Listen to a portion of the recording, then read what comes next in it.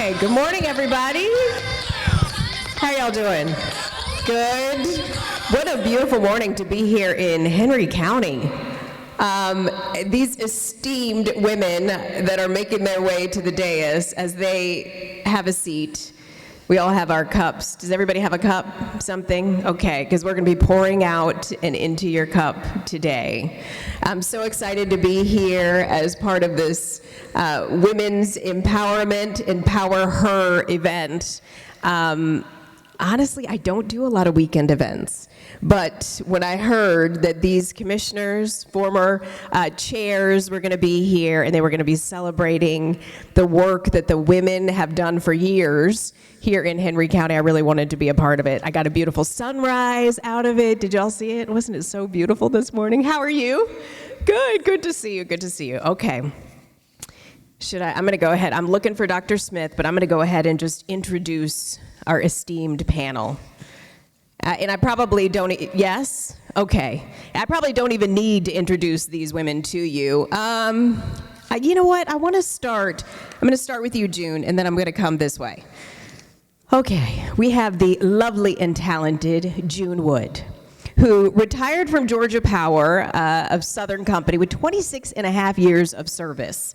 She retired in 2013 as Georgia Power's Metro South External Affairs Manager serving Butts County. She has a really long bio. I'm just going to give you some of the highlights. All of these women do.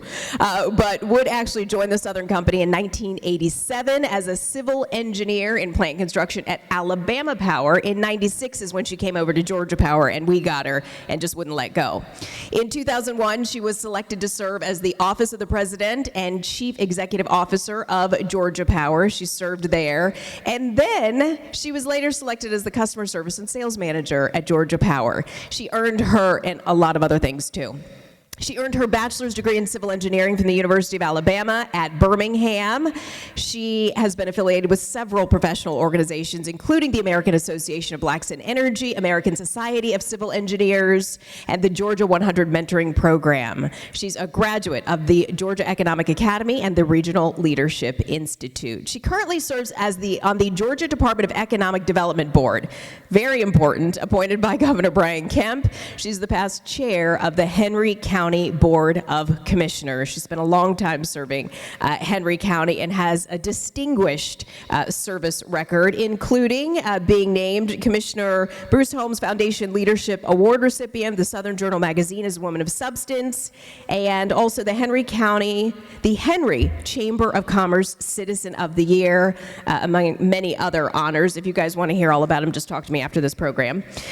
Wood and her husband Michael have two daughters, Junie and Jeanette, and 6 grandchildren. Okay, there we go.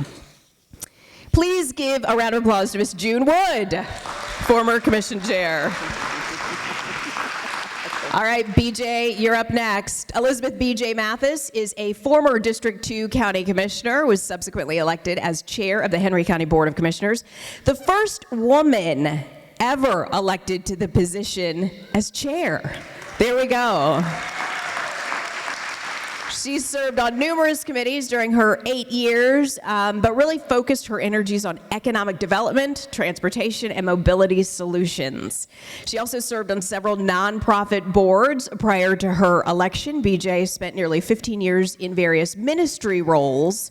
And you know what? I just realized, June, I left out the fact that you are the founder and chief encouragement officer of the Virtuous Women Life Academy, established in 2015. I want to bring that up because that is such an important role. 2015, it is a nonprofit Christian mentoring ministry to help women from all walks of life. And I wanted to bring that up because she also brought BJ along with her to help with the Virtuous Women Life Academy. They mentor women in Henry County and in the jail, which has been a very productive ministry for you all as well.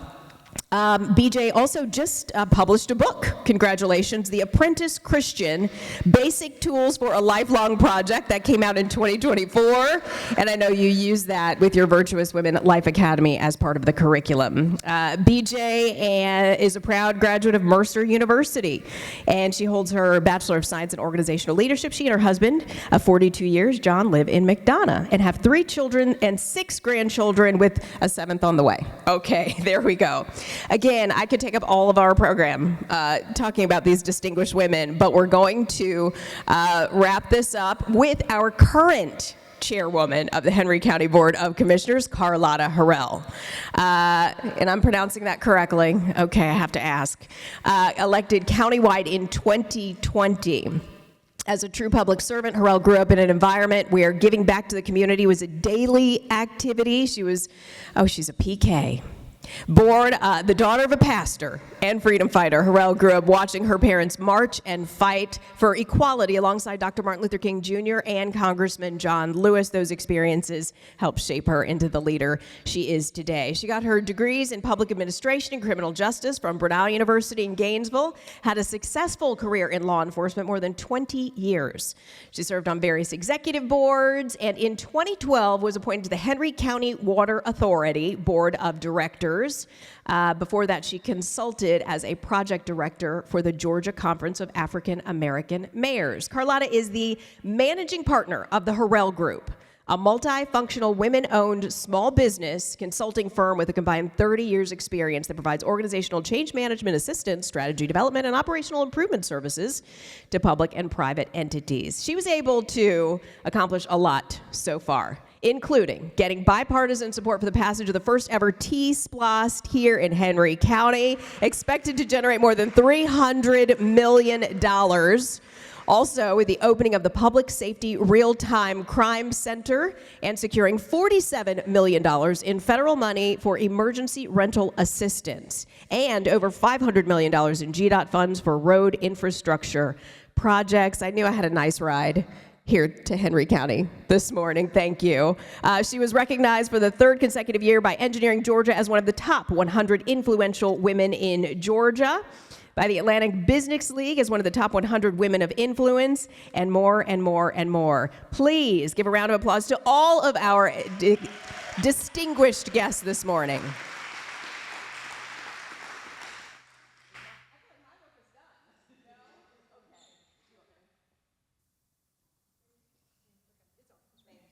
Thank you, thank you, thank you. Okay, great.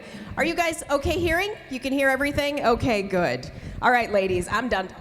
Now we're going to go ahead and get to the good stuff. This morning we are talking about faith, family, and politics from women who have been leading this county for a very long time.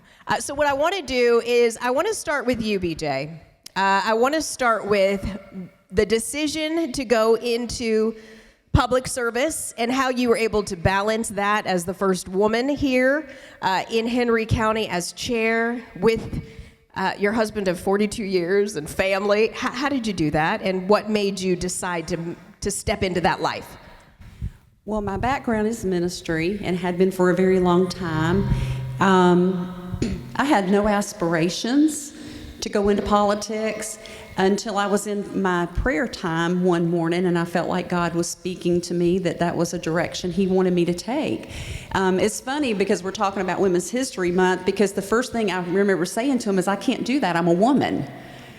It's okay, God created me. He knew who I was, yes, but He still had a plan for me to move into public service. And after much wrestling in prayer, I finally said, okay, I'm going to do this, God, but if I fail, I'm not going to get over it anytime soon, so I'm just telling you. And I didn't fail, and I went on, as the District 2 Commissioner and then to run for chair. It was different. It's two totally different types of service. The chair is a lot more demanding and a lot more out in the public, a lot of public speaking. We had the conversation in the back that I am an introvert, so it was very hard for me to get out and do those things that the job required.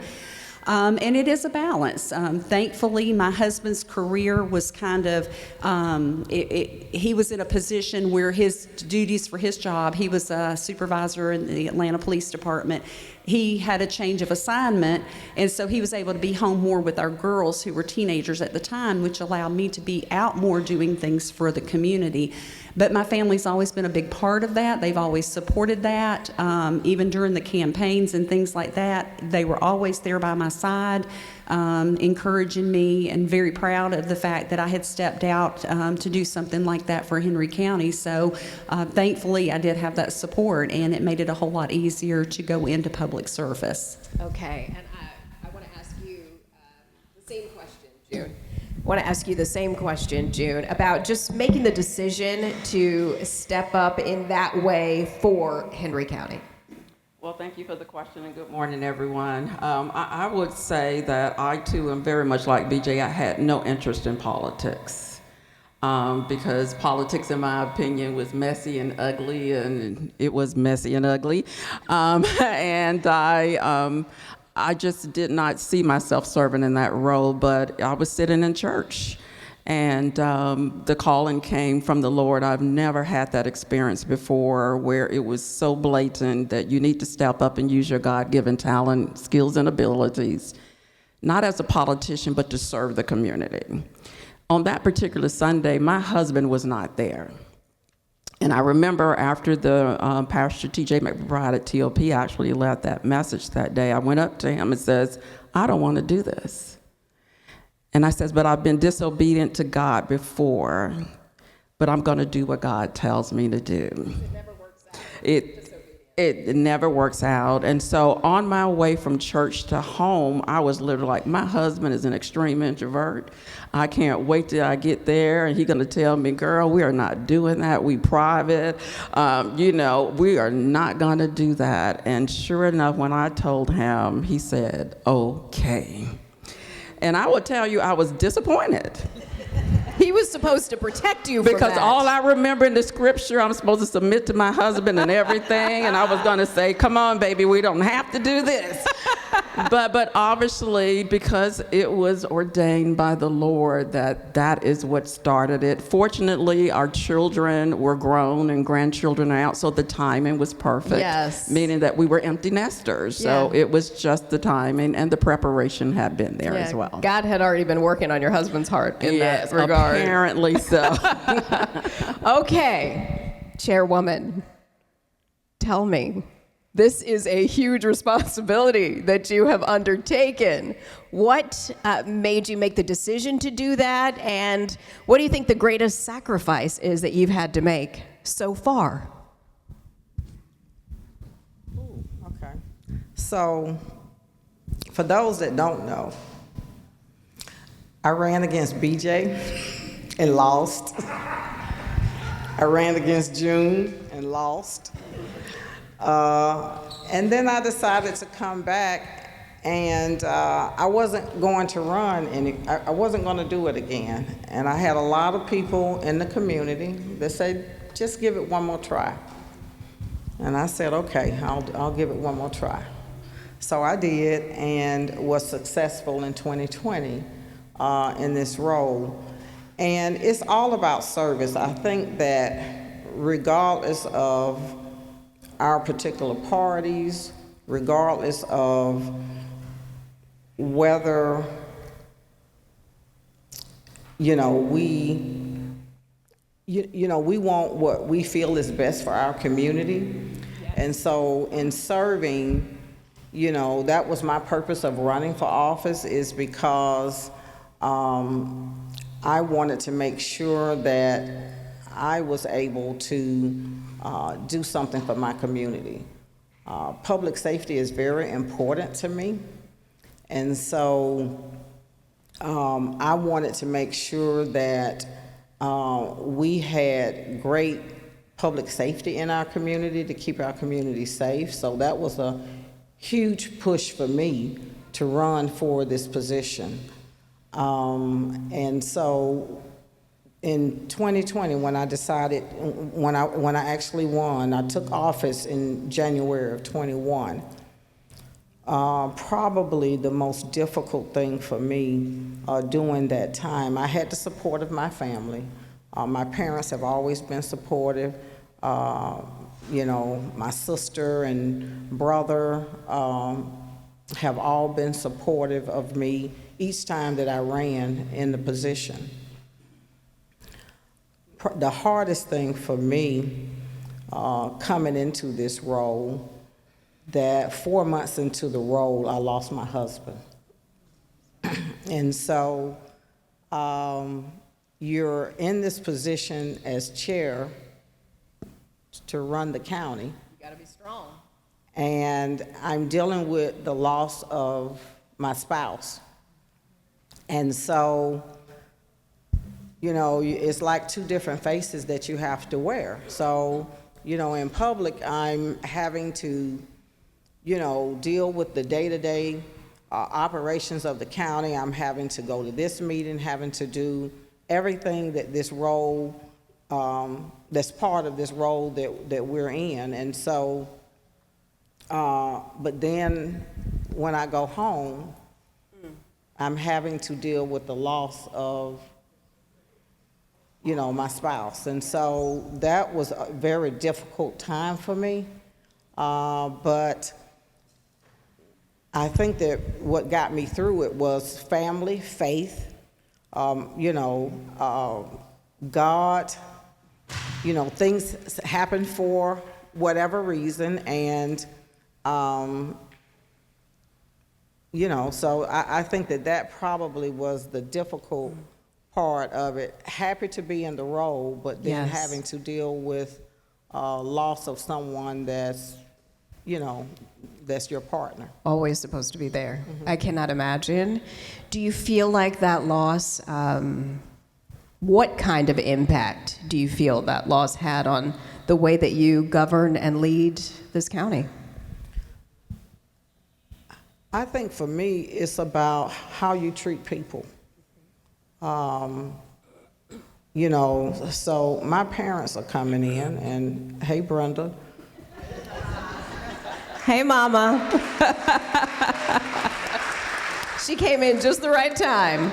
And my father, and so, you know, you know, for me, my upbringing, my father pastored for over 40 years, and so we were always in the community, giving back. We were always in the community serving. Was that kind of healing for you at all? So I think that is what helped me to get through those times. And so, but then fast forward, the next year I lose my brother.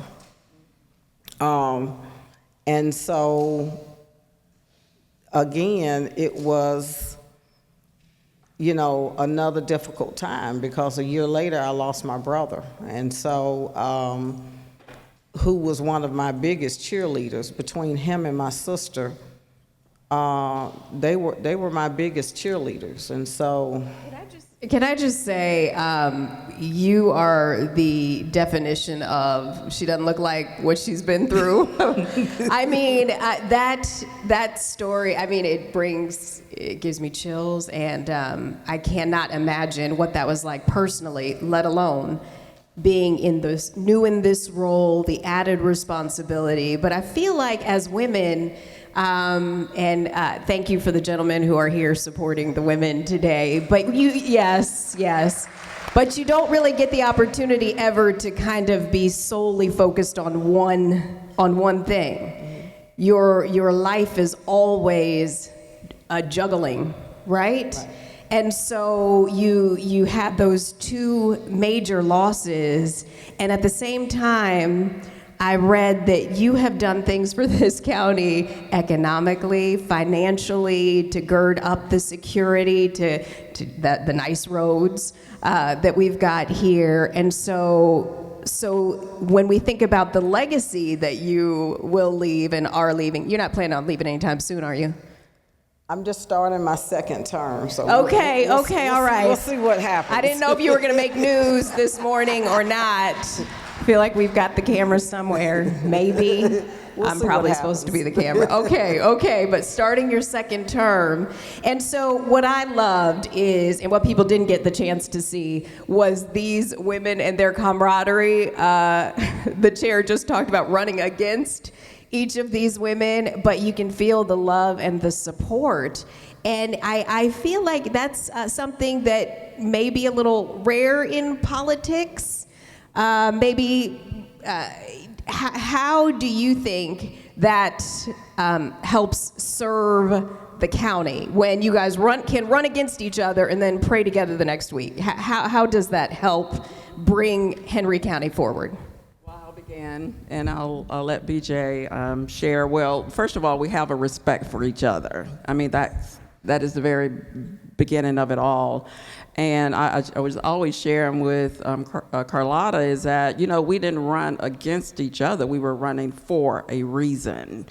And so we never attacked each other. And I remember having conversation that we're not going to do what most people expect people to do, especially black women, to attack each other. And so, but we had, even before I thought about running, she was already thinking about it, but we served in the community.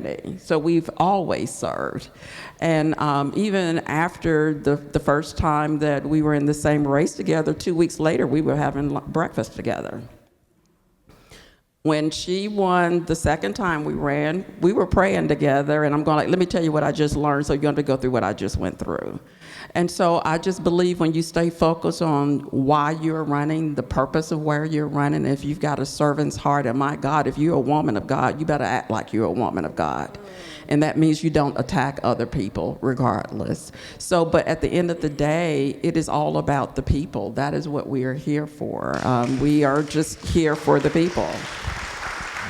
Had I been here yesterday, I might have asked y'all to run up to D.C. and solve some budgetary issues. Let's continue our prayers. There you go. There you go. And BJ, I know that for you, I understand about the faith and the family, and as you continue to look for opportunities to serve, and maybe there's people who are sitting here looking for opportunities to serve, can you talk about kind of that process for figuring out this is the right thing to do and this is how I should serve my family, my community? All right. Well, we are talking about faith here, so I'm going to have to approach it from that standpoint. One of the things that we teach the ladies in the Virtuous Women Life Academy is that God has a plan and a purpose for your life. And if you go and look at Psalm 139, he tells us that he knits us together in our mother's womb. And by that, he builds everything into us that we need to serve him.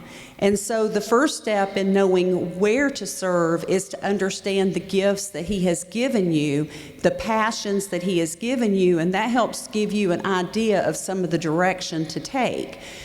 For me, I know a lot of people think that leadership is maybe one of my greatest abilities that God has given me, but it's not. It was actually secondary to some of the other gifts that he gave me. One of the gifts when I did the spiritual gift survey was craftsmanship. I love to build things. I love to put things together. I love to envision things. Well, that's very much what you do when you're in a public office. You look at what needs to be done, and then you put processes in place to address those specific needs. So that was a really good fit for me. I'm also a servant leader. That's probably my strongest leadership style. I love to serve people. That's what Jesus did. Jesus said, I didn't come to be served, but to serve. And so as Christians, we have to look at the model, which is first and foremost Jesus Christ and how he related to people, loved people, served people, and then look at the gifts and talents that God has given us, and then look around in your community and see where those specific needs are at. So as I look back over my career, even from ministry to politics, everything about that is serving people. When I was, elected chair especially, I got to take those gifts and talents even into the regional arena and to have an impact on what goes on in the Metro Atlanta community. It's funny because as I said, I wasn't really looking to go into politics. That was never on my radar. But the one thing I remember praying a couple of years before that opportunity came up, I said, God, put me in a position where I can reach people who will never step inside the doors of a church. And I'm going to tell you, politics is where that's at.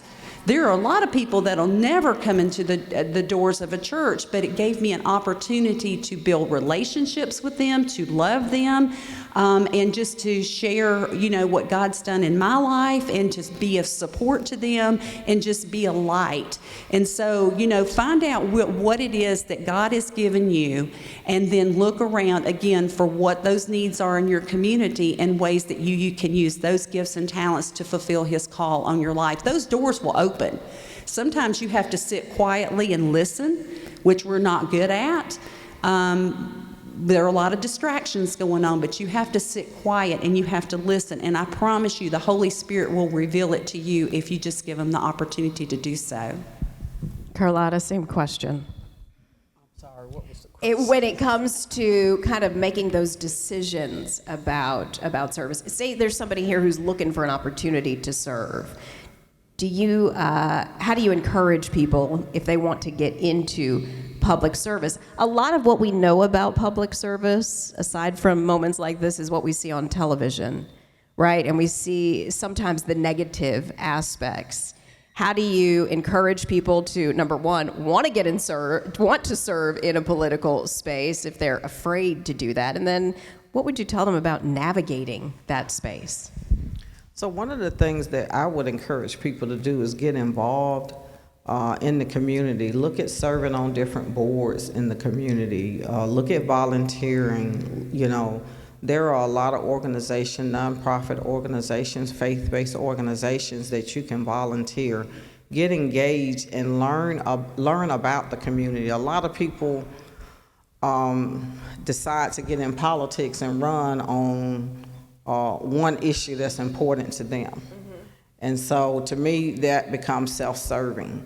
And so you want individuals that are engaged in the community, that have taken the time to get to know their community and what those needs are. Being a volunteer and we have several boards that the commissioners get to appoint people to boards, whether it's the library board, whether it's the Parks and Recreation board. We have tons of boards that commissioners appoint people to, from planning and zoning to the water authority and all those different boards. And so start there and really get to know a little bit about government. We have Leadership Henry that is a good, or we got some Leadership Henry graduates here. So many of us are Leadership Henry graduates. Yes. And so it gives you the opportunity to see components of the community and see components of government to give you a better understanding of the operation. Yes. And then, look for someone to mentor you. At the end, when I got involved in politics, I volunteered on campaigns. I, helped other elected officials get elected. Did you do that because you thought you might want to be in politics? I did it because I thought that they were the best person to be able to serve and represent me. Mm-hmm. And so, you want people to represent you that has your best interest and the best interest of the community. And what was the moment when you said, I could do that? The moment...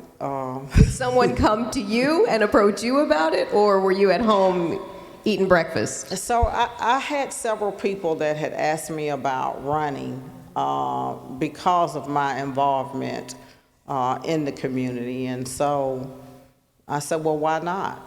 At the end of the day, why not? Because... I'm out here, I'm engaged, I care about the community, I want to serve. Were you watching Netflix? Were you in church? Were you taking a walk? What was the moment? The moment for me was, I was not in church when it happened. I was actually watching a commission meeting. And it was at that moment that I'm just like, okay, we have to make a change. There you go. And so it wasn't when these ladies were in leadership, it was actually the one that was in between them that was in leadership that I was like, oh no, we can do better. We can do better. And so, you know, at the end of the day, for me, it was about kind of like what's going on in Washington right now. You know, you want better for your community, and you want to make sure that the direction that your community is going is in the right direction. And so that was a moment for me.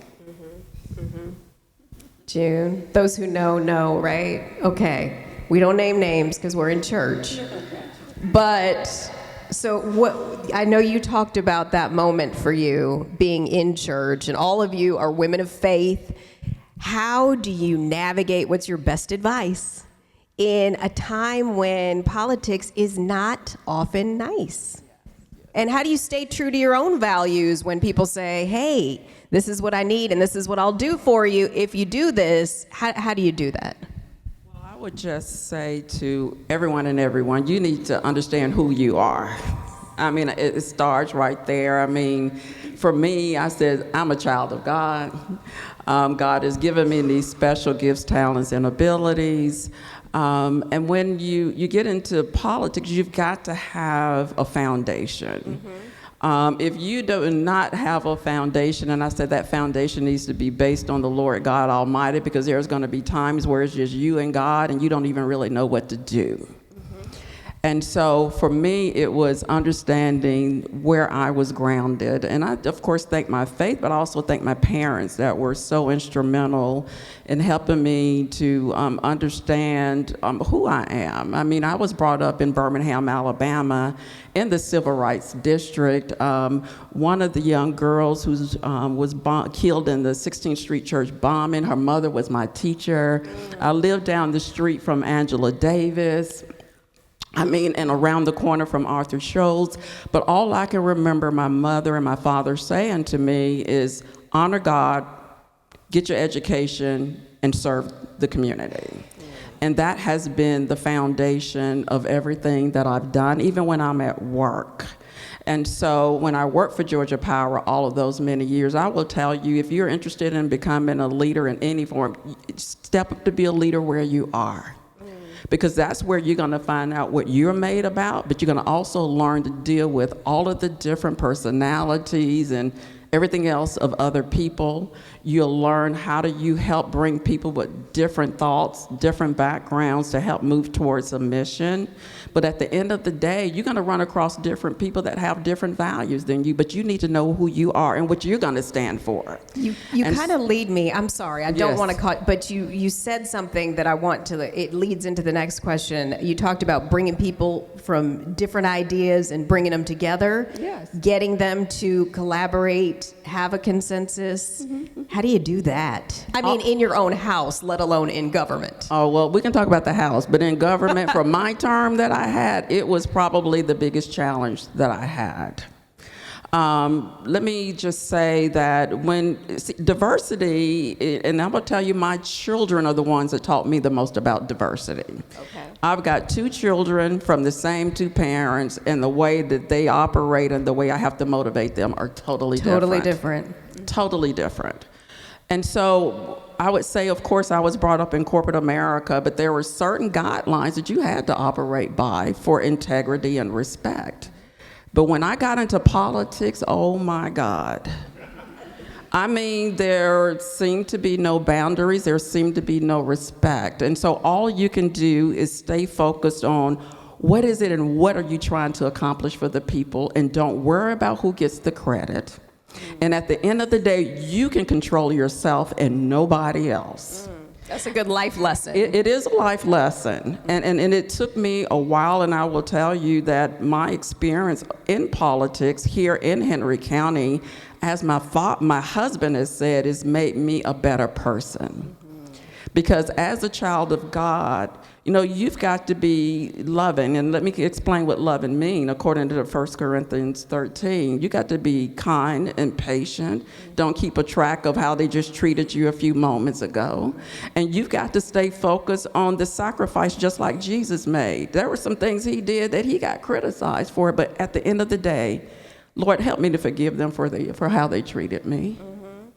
That's what it's all about, because it is not about you. I will tell you, if you want to get in politics, it is not about you by any means.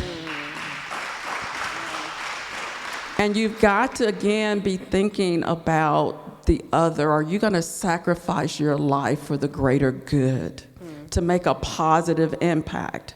And if you say that you are a woman of God, you need to, again, look like it, talk like it, act like it. Because that's the ministry that people are looking at. And there are young girls that are looking to us to understand, how do you balance all of this, you know, as an individual, as a wife, and even as a mother, let alone a community leader. Yes. So God bless. Okay, and BJ, same question. And maybe you have an example from when you were in leadership. You got people on two opposite sides of a situation, an issue. How do you start to bring them together for the greater good of the community? Well, I want to start by saying that one of the wisest pieces of advice that I received from someone, excuse me, after I was elected was this: there's no victory in winning your friends, but there is great victory in winning your enemies. And I really took that to heart, and I thought about that, because you make enemies when you're in the political realm. It shouldn't be that way, but it is. It could just be based on your party affiliation. Exactly, and we see a lot of that now. And so I took that to heart, and so I started sitting down with people and having face-to-face conversations with them. You know, what do you think? You know, where are you coming from? What do you believe? What is your opinion on this? And I realized then, and I use this analogy a lot of times, of apples and oranges. If two people come to the table and we both have an apple in our hand and we exchange it, when we leave, we have the same thing that we came with. But if one comes with an orange and one comes with an apple and you exchange it, we both leave with something we didn't have before we came to the table. I had learned a lesson in all of this. Don't surround yourself with people who think exactly the way that you do. You need to sit down with people who have a different opinion and have a civil conversation as to why. When I look back at what I believed in my 20s, it's different. I believe differently in my 30s. I had a different opinion about things in my 40s and my 50s. We're always in a learning process as we're growing and maturing, but don't be afraid to sit down with someone who doesn't share your exact same opinion, and have respect and do it with civility.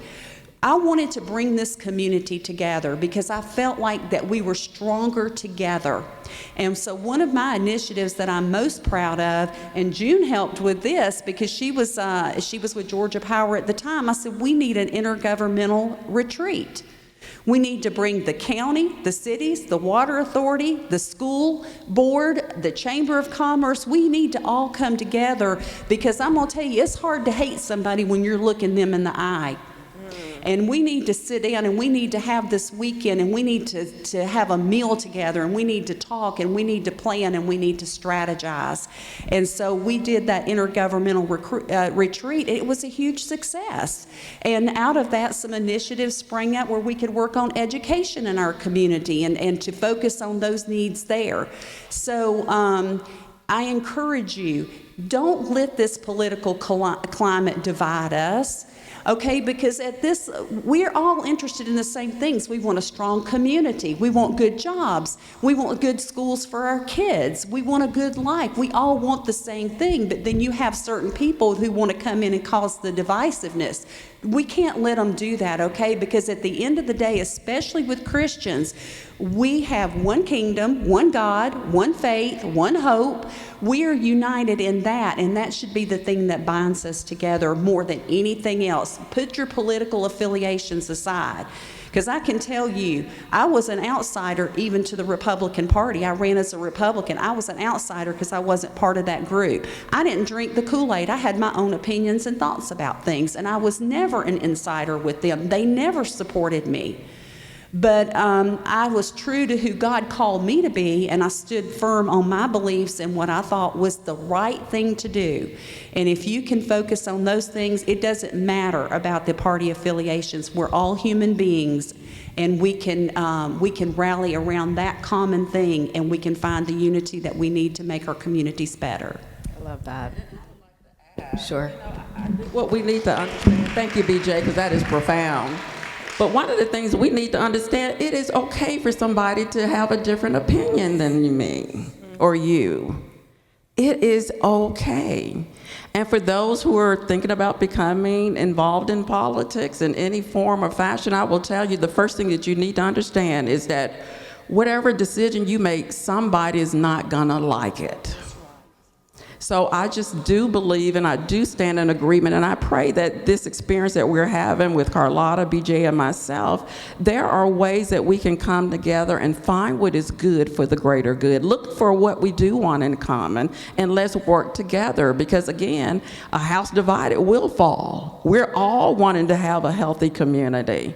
So again, thank you. I appreciate you, Carlotta, for even allowing us to have this platform. You know, even though we had different positions and different thoughts about things, there is a way to come together and to serve, again, the greater good for the best of our community.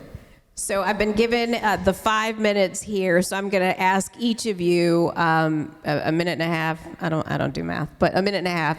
This last question, can you all, and then we're going to take some questions from the audience. So we're not done, but we're going to wrap with this. I'd like to know, because all of us face criticism in our daily lives, in our jobs, I'd like to know how you handle that when someone criticizes you in your role. And don't tell me I just shake it off. I mean, I'm sure you do, but is there a way that you handle that? Chairwoman. Oh boy, did you ask the right person. So in this particular role, we know that people are not going to always agree with your decisions, with your policy. But when we're making decisions and policies, I'm not making that decision and policy by myself, okay? I have a board of commissioners, and we as a board are making those decisions. Even though the target is generally on the chair. Even though the target is on me, we are making those decisions as a board and as a majority of the board. And so I've been under attack ever since I was elected. People that have never had a conversation with me, people that I've never met, people that are listening to stuff in the streets, but never bothered to come to a commission meeting, never bothered to say, let me set up, and I have my chief of staff here. I will meet with anyone in the community that wants to meet with me, that has a concern about any decisions that we as a board are making. So I've been attacked. I've had to have restraining orders taken out. I've had to have security. My life has been threatened.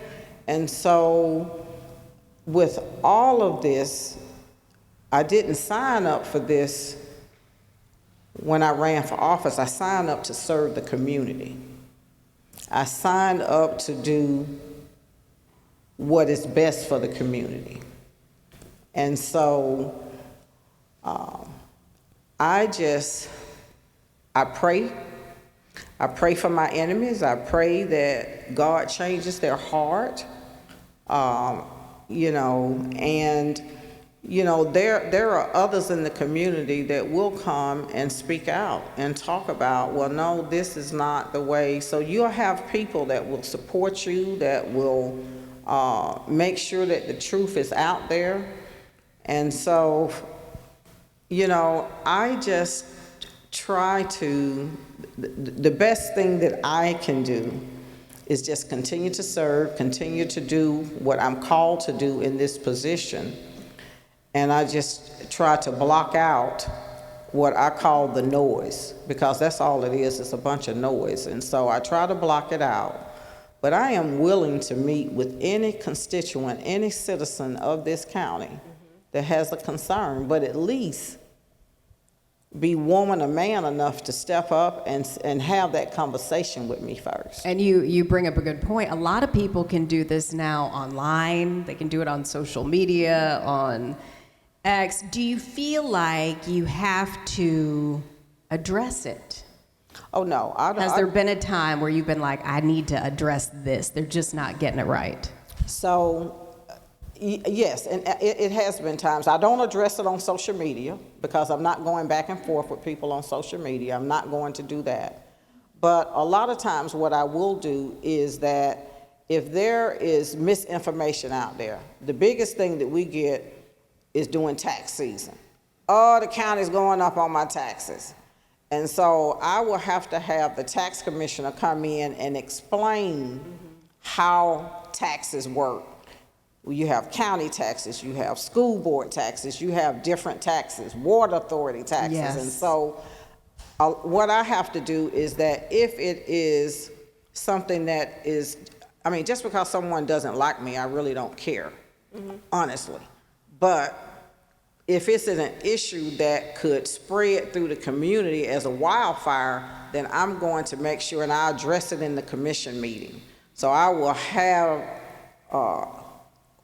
whether it's the tax commissioner, whether it's our public safety, whether it is whatever it is that is being misinformed in the public, I make sure that we'd have some type of presentation in our Board of Commissioners meeting so that this is shared on social media so people will have actual facts.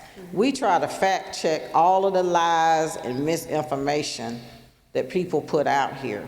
But I'm not going to go tit for tat with people about whether or not, you know, I was accused of embezzling $12 million from the county. And Dun, dun, dun, dun. me and the sheriff was accused of embezzling $12 million from the county. And we took the $12 million and we bought police cars. Now, how that transformed to embezzlement, I have no idea. But we took and we bought police cars with the $12 million.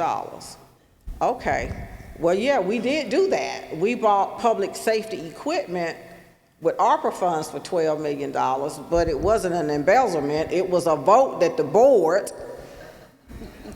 my board voted on, and that's how we spent those dollars. And so people like to throw out, they like to use words to make you look bad. Oh, they did this here. So you're telling half of the truth, but you're not telling the whole truth. And so, you know, you're going to have those naysayers, and there's nothing that we can do about it. But we, you know, I have a good board that, you know, my commissioners have town hall meetings. They try to keep their districts informed.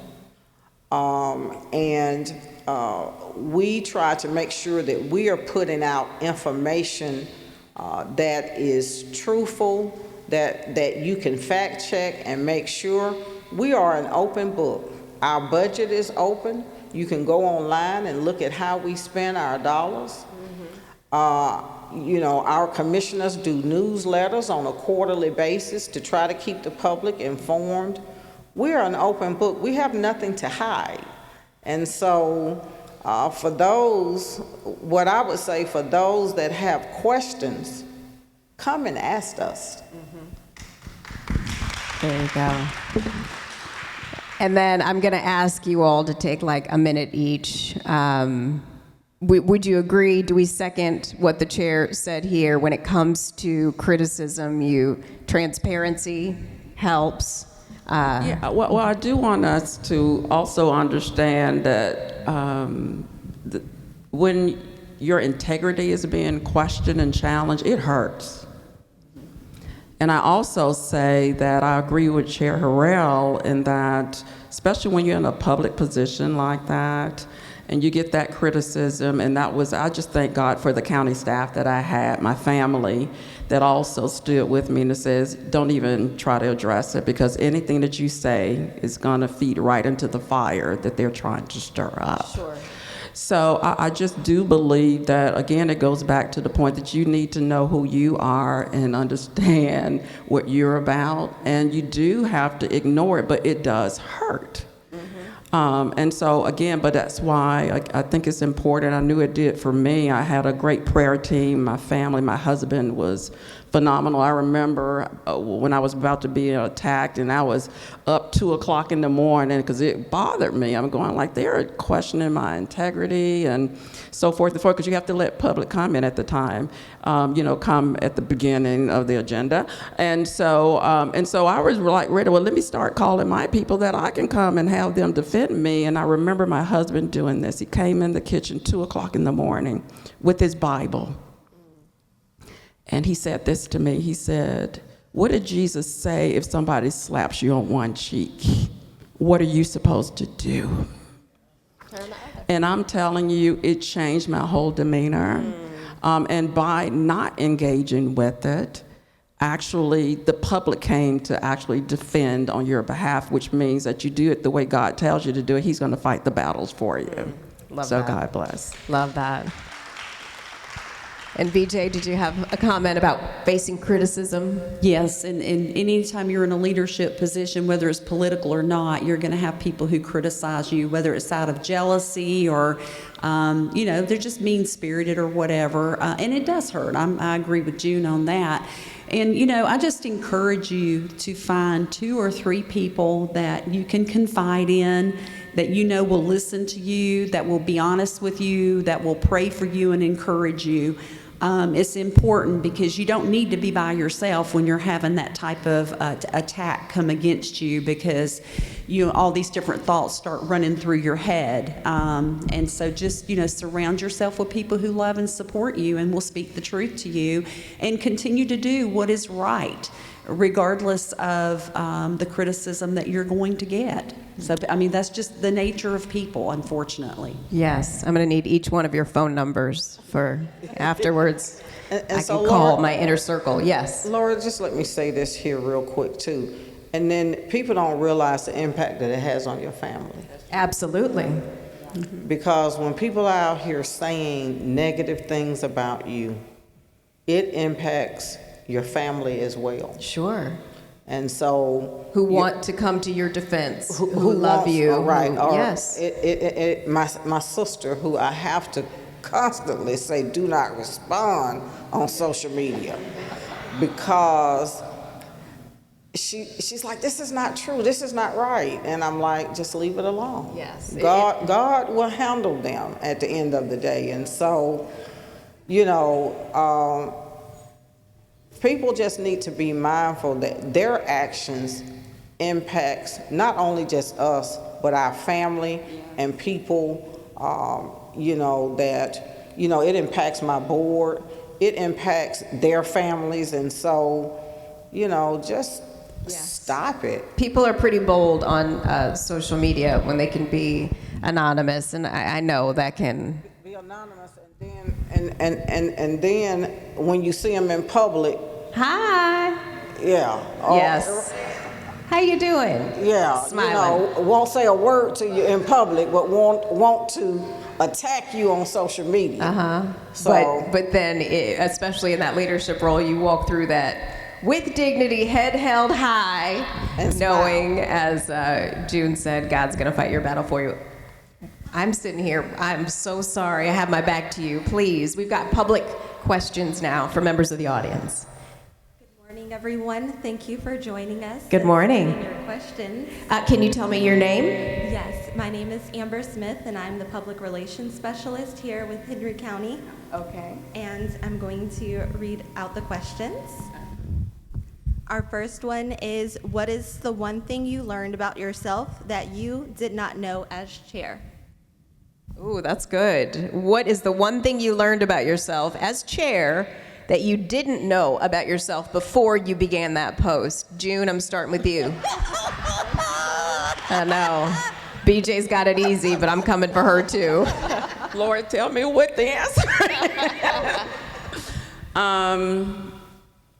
I did learn that I used to be much of a people pleaser. And when I was serving in that chair, I think I shared with you all, I quickly learned that with God, I just had to stand for what was right. And it built, more confidence in God than it did for myself. So I just learned that, June, you got to continue to stand what is right and to continue to be bold about it. But I kind of knew it, but being in that role, it confirmed it for me. So it was all for me about integrity and service and just, again, knowing who I was, but because there were times where I'm like, what are you really all about? Yeah. But that role showed me who I was really about, not just to other people, but to myself. That was a great answer, by the way. Okay, God answered. BJ. All right, well, I'm actually going to piggyback off what you said because I can remember when that lesson sort of hit home with me when I went to a community meeting with a neighborhood of people who lived on a dirt road. And we were going to pave their road. And I'm like, okay, this is great. Everybody's going to be so happy. We're going to pave their dirt road. And as the meeting got started, I remember a gentleman in the back saying, I don't want my road paved. I like living on a dirt road. And I was just stunned because I thought for sure I had everybody pleased for once. And I remember saying to myself, okay, you know what? This just shows me that I'm never going to please everybody 100%. I just need to focus on doing what is right and what is best for the greater good and just, deal with those people who are never going to be pleased with anything. And so it just sort of solidified that in me that I just had to do the right thing. Just do the right thing and the best thing that I knew to do at the time and just stay focused on those things. Did you pave that road? We paved the road, yes, we sure did. All right, all right. Lost one vote, but you paved that road. But 99% were happy, so that's not a bad turnout there. Chair Harrell. So, being from the SWATs, Southwest Atlanta, being in this role, I had to learn. What I learned about myself was I had to really learn patience. And Patience with the process of politics, or? Patience with everything. And so, sometimes you want to just immediately respond, or you immediately want to react. So being able to really learn the patience and understanding that this is different. So, I'm transitioning from a role of law enforcement to chair. Sure. So for me, it's like, in law enforcement, and BJ, because your husband is a retired officer as well, that transition was a little difficult. And so I'm like, you're going to do this and you're going to do it now, and Law and order to everybody has a voice. Right, absolutely. So just being able to learn patience and being able to really listen to people and just take the time to step back and think before you react.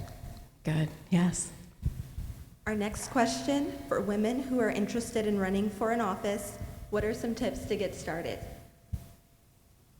BJ, I'm starting with you. Thanks. Just kidding. Well, first of all, you need to make sure that this is what you're supposed to be doing, that this is your calling, because if not, you're not going to really be able to stick with it. It's tough. But I would say to find someone who is in that role and sit down and have a conversation with them. You know, what do I need to know about this job? So if you wanted to, and nobody's going to do this anytime soon, but if you wanted to run for chair of Henry County, what you would do is you would go sit down with someone who's a chairman and start asking questions about what does your role encompass. Because I promise you, looking at it from one side of the diocese to the other is totally different.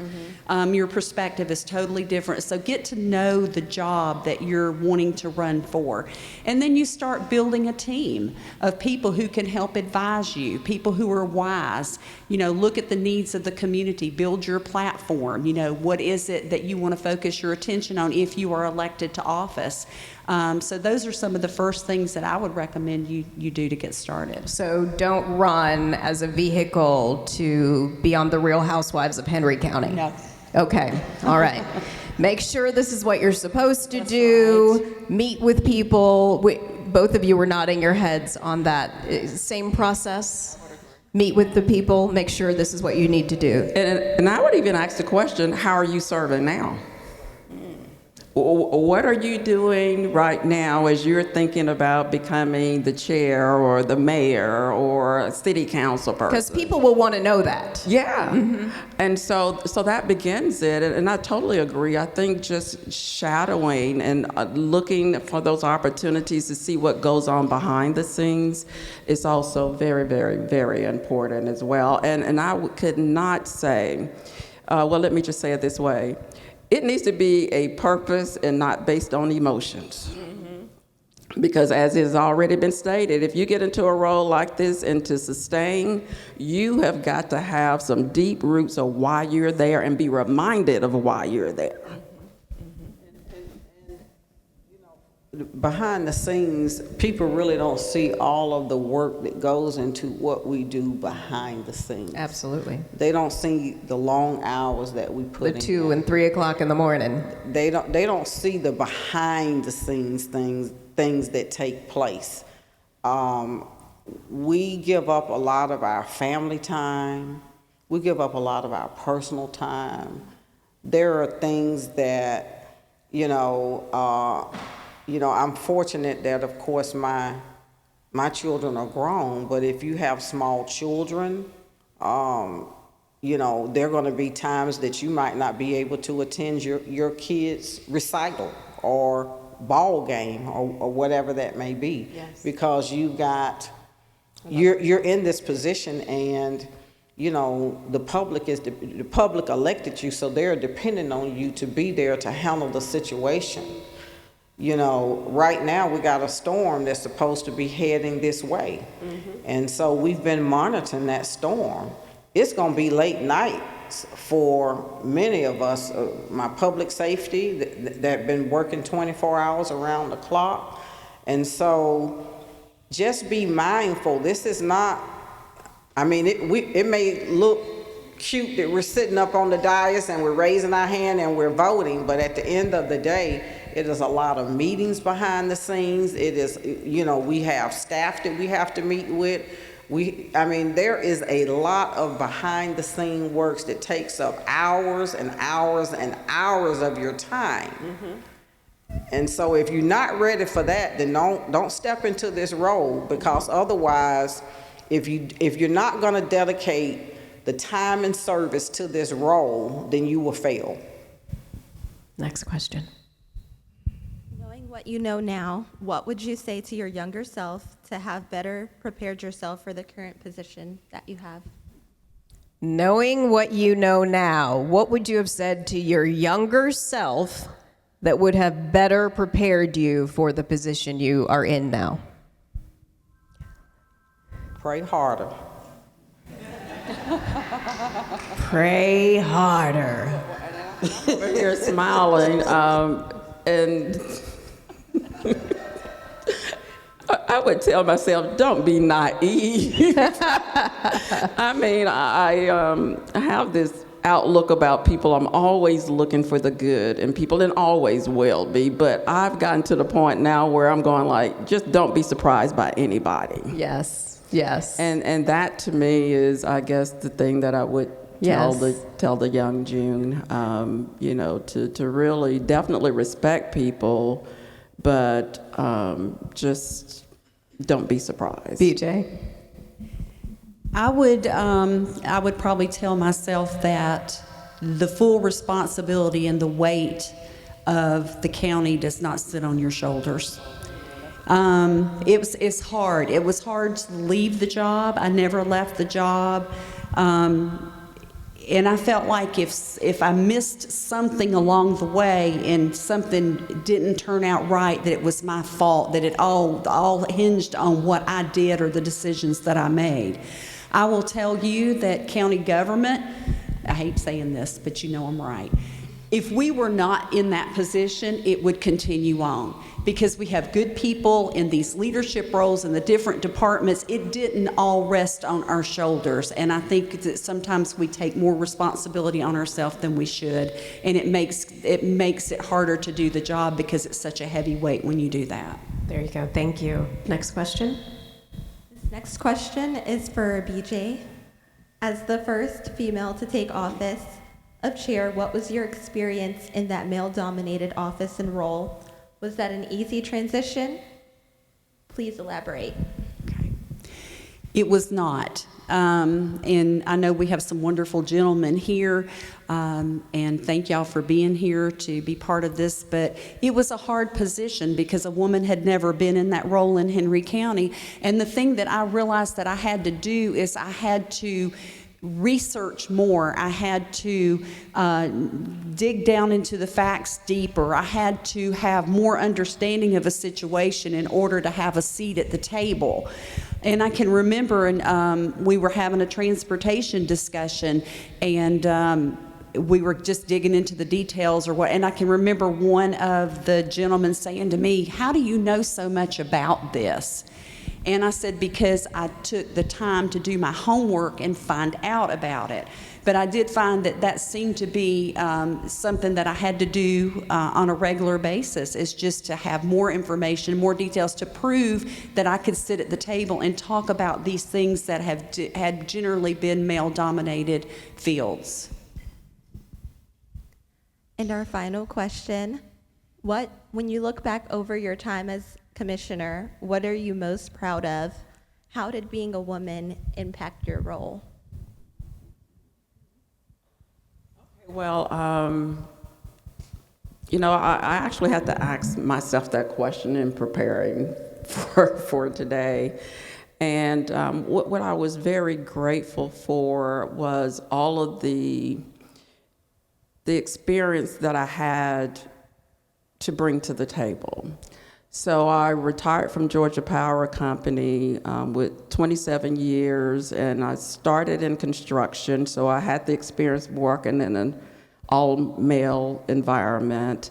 I had the experience of true diversity when, you know, one of our executives at Georgia Power Company, Alabama Power Company, said, "Hey, we need to put a female in a male-dominated environment, but we want you to bring people together."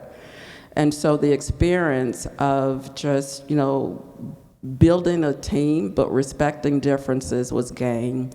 And then when I was serving with the president and CEO of Georgia Power Company, that was probably one of the most pivotal times in my life where you had to bring union, you had to bring women into the workplace, working with men whose wives never worked in the workplace. But developing strategy so that even 10 years from now, there's going to be power that is going to be provided because you're thinking 10 to 20 years ahead. And so when I became the chair, I just asked God to help me use those talent, skills, and abilities to help our county.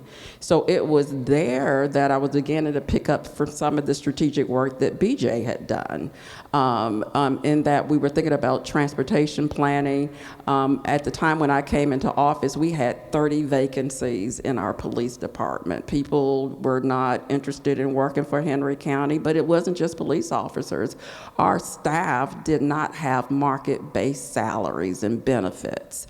So that was a benefit. And then we again continued to work on transportation. If you think about some of the challenges that we had here in Henry County, it was around transportation. transportation. So thank you, Sister Dana Lemon, in the partnership that she's had with us all along, but developing a plan so that as we knew the growth was going to come, you know, we had some predecessors that said that, no, we're just going to keep these 2-lane roads.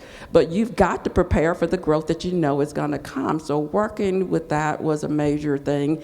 And then, of course, making sure that we were perceived as a regional hub here in Henry County, as not just a hillbilly type of a place, but that we are respected and that we are strategic and that we too want to get into the economic development game. So all of that wrapped together in the midst of coming through COVID.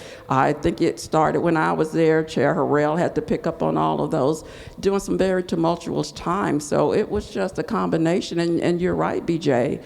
The chair is not the only person. You have a board of directors, and you have a staff that is working so hard, but you've also got regional partners that you have to teamwork with, and that's what we've got to get back to, is how do we bring those that want to work together to help us move towards a mission. Henry County is going to continue to grow. And so that's why we've got to find out how we're going to help navigate through that and then still be able to respect each other.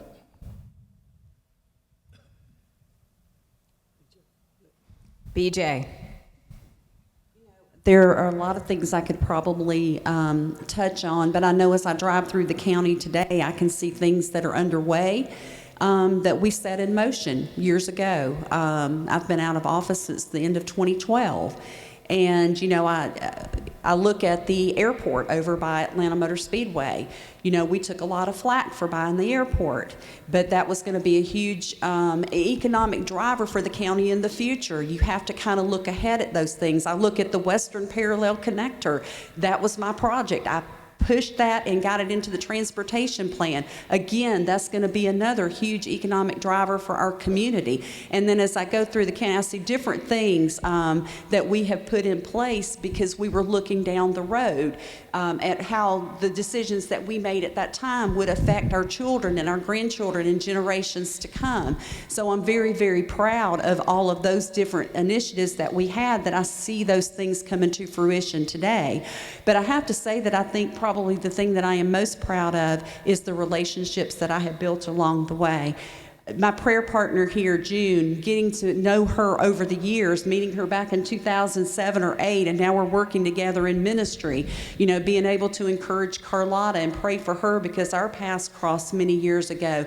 The relationships that we've built with the faith, that I've built with the faith-based community, June and I continue to work with these churches to bring attention to the needs of our community. But just the friendships that I have established and have been able to maintain over the years since I've been out of office have been one of the most rewarding things that I think I've taken away from that. I couldn't imagine my life without some of these people. And so it was just a wonderful experience just to get to know individuals and to make friends with them. And so all of the things that I echo everything that they say because they put some things in place that is helping us to move forward today.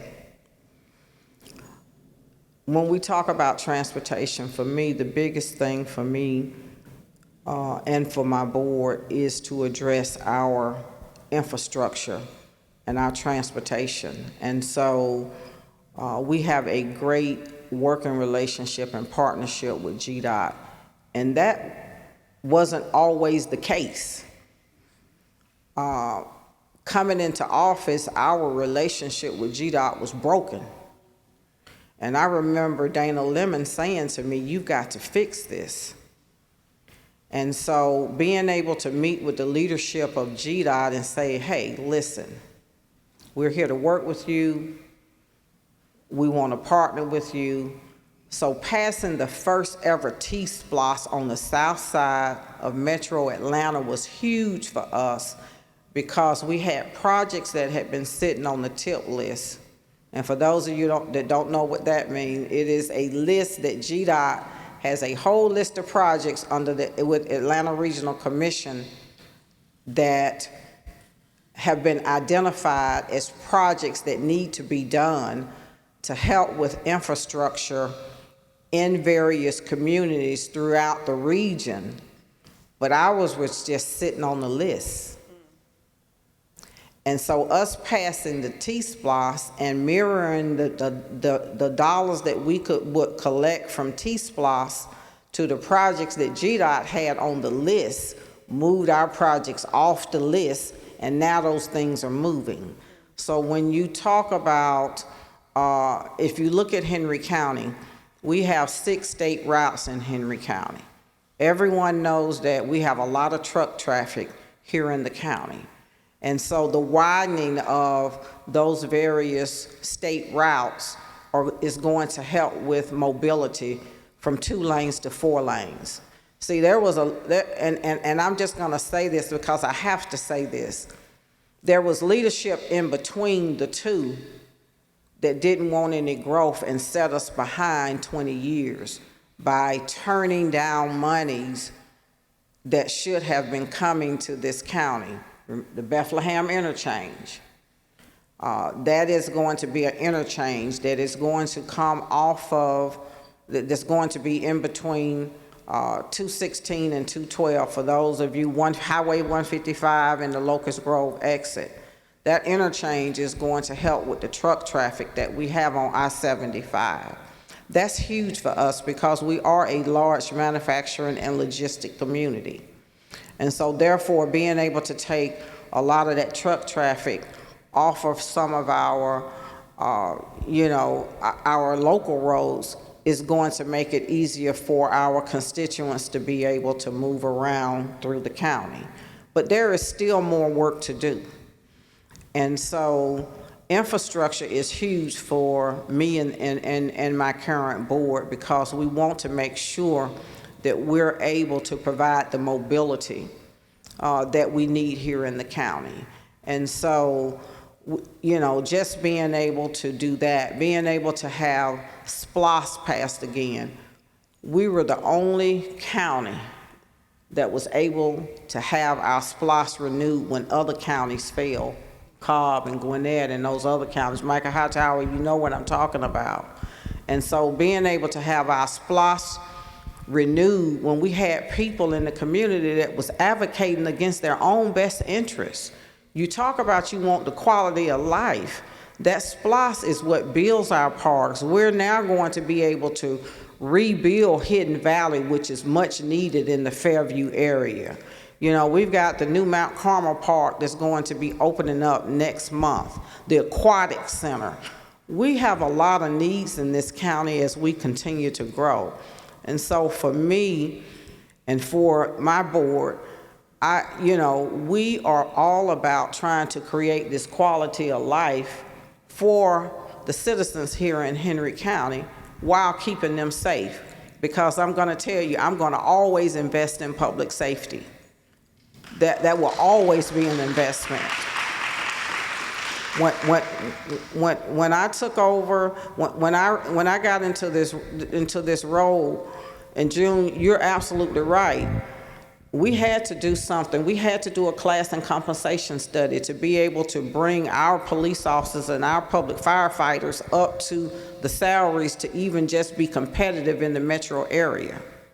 And so having that class and compensation study to be able to look at salaries, we were able to look at the market in the metro area and bring a lot of our employees. We've spent $12 million addressing class and compensation to make sure that we were able to make sure that our employees here at the county were making livable wage salaries.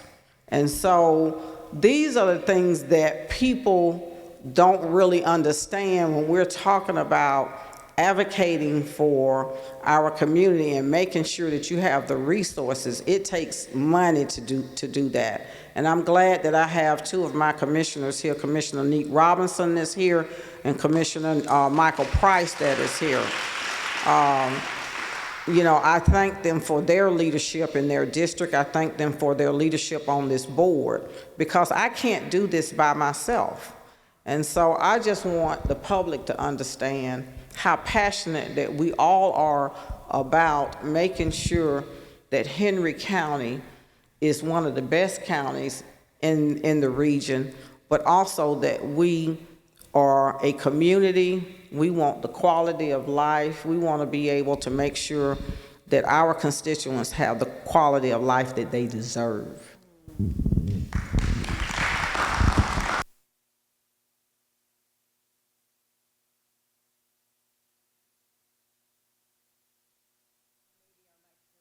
Okay. But, oh, sorry. Thank you so much. Thank you so much for those questions. Thank you all for those questions. You know, this was an event that was about faith, family, and politics. It was billed as kind of the three topics we were going to talk about. But I think as we listen to each of these chairwomen, thank you, Chair Wood, Chair Mathis, and our current Chair Harrell, I think we've learned that all those things are intertwined, right? You cannot separate them one from the other. And I think that each one of those facets has been kind of what has buoyed these women to the leadership roles that they had, and of course helped them accomplish incredible things for this county. And each of them are like proud mothers, if I can say that, right? And wives, married to this county during your time, but of Henry County, and want to see it continue to grow. And so I'm going to wrap up with our discussion. I hope you all enjoyed it. I hope you know more about not only their sacrifices, but also their successes and what made each of them unique. And of course, we all know we will continue to support Chair Harrell as she continues to move Henry County forward. At this time, yes, thank you all for being here. I'm going to ask Mrs. Simmons to come forward, Mrs. Simmons. And then Chair Harrell will turn the mic to you. Okay. There you go. You might be able to use that one. Okay, that's fine. Okay. Good morning. I think everybody here knows I'm Carlotta's sister. I'm the next to the youngest. This moment has been a year in the making. I had come up with this idea about a year ago, and I wanted to honor my sister because growing up, my mother and her, and of course my dad's support, but as far as my entrepreneur side, she's always bragging on my success, and she's a proud sister, but she may not get told often enough that part of me being the woman that I am today in business is because when I started my first job around 6th grade, she would make me put up more than half of my paycheck, and she opened me a bank account. I was mad because I wanted to spend all my little money, all $180 of it. But she taught me the principles of being a good steward of my money, saving, and reinvesting in myself. And I take those principles into all of my businesses, and it has worked well for me. So I started in honor of my sister. We have a grant that we're going to give out annually to women who want to be an entrepreneur in Henry County. The grant value is $5,000, and we hope to go up each year, or if possible, but we're going to start it out with $5,000. And so we have a card that's going to be passed around it's a QR code on it. It is going to take you to a link that tells my sister's story and how she impacted me as a businesswoman. And it being the month that we celebrate women in our lives and community that have inspired us and that are doing impactful things in our community, I felt it fitting to honor her today here amongst her peers and the community and celebrate not only the woman that she is in the community, but what she means to me as my sister and how she's inspired me. So sis, you got a $5,000 grant, and all the requirements are on this QR code right here, so I'm not going to get into those details. And this is for you.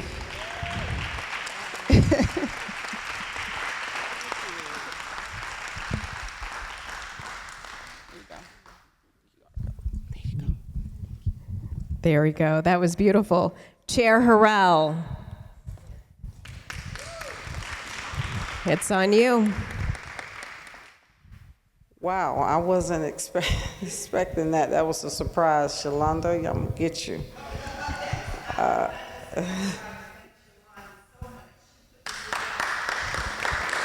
Thank you, Dr. Smith, for your hard work. Wow, so I'm speechless. I am speechless, but I want to thank everyone for coming out to support us today. I wanted this particular event to be an event that was inspiring, that would encourage women, because being in these roles in leadership is not always easy. Being a woman in leadership is a lot harder. And so, even from my law enforcement days, I was, like the first lieutenant here in Henry County, first female lieutenant in Henry County when I was policing. And so, being the first sometime is a little hard. Thank you, VJ, for paving the way for us. But I'm grateful for the support that I have. I'm grateful for my family. I'm blessed to still have my mom and dad here. I thank you, Chief Wilson and Deputy Chief Patique and Chief Frank Robinson for being here, from my public safety team. And tell me your name. Courtney. Oh yeah, I heard about you. But I am just so proud of Henry County. I'm proud of my board. I'm proud of the staff that we have that runs Henry County day to day. And I'm proud of our citizens that, come out and support and elect us to office to serve you all. Thank you all, because I wouldn't be here if it wasn't for each and every one of you all. And so I'm just grateful and thankful. And, Lori, thank you for taking the time out on today to come out, to be with us today. You took a Saturday, you took time out of your life to come and spend a few hours with us today, and I'm grateful. My pleasure. Thank you so much. And so, Dr. Shalonda Smith, are you, okay, you got, okay. All right, I have some tokens. Yeah. Shalonda is an emailer, a texter, by the way. Thank you. This morning, I'll see you soon. I said she thinks I'm going to oversleep. And so for those of you all don't know, Dr. Shalonda Smith is my chief of staff. Yes. And I am so happy to have her, because she helps keep me organized and keeps me on task, because being in this role and as active as I am in the region, I serve now on a lot of different boards and committees through ARC, through ACCG, and I was just in DC last week meeting with our congressional leaders to bring money back here to Henry County. And I'm gonna tell you, I don't care what side of the aisle you on, I'm coming knocking on your door asking for money, because at the end of the day, this is about everybody here. I represent every constituent in Henry County. And so I am proud to represent each and every one of you all. And I'm honored to represent each and every one of you all. But I am going to continue to fight and advocate and make sure that Henry County has what it needs to be the best county in this state. So thank you all so much for coming out.